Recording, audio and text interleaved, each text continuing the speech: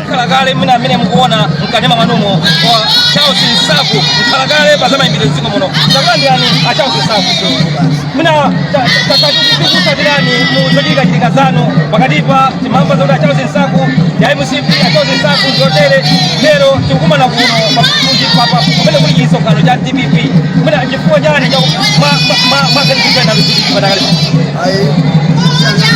ona zake zeni kwa maulifusika apresenta hatu ndabwera kutiti chifukwa cha kuona masomo atiko imene timakhaliya imene tikuziona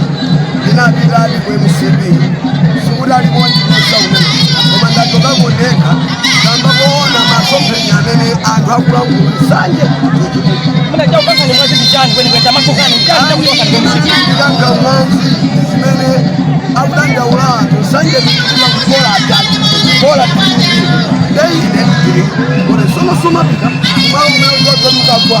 koma ndikonso muli atatu ndikonso TPP so Someone got to do it, they will come with some of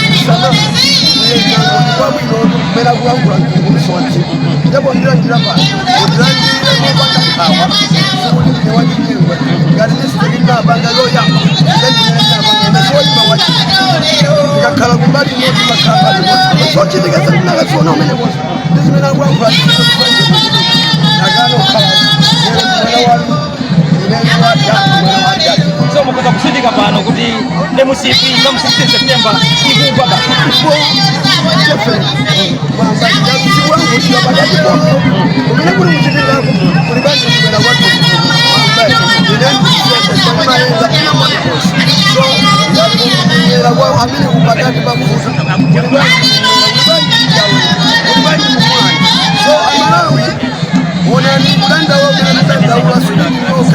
Charles Nsaku ndokutika yani bwezerese atati atombole mavuto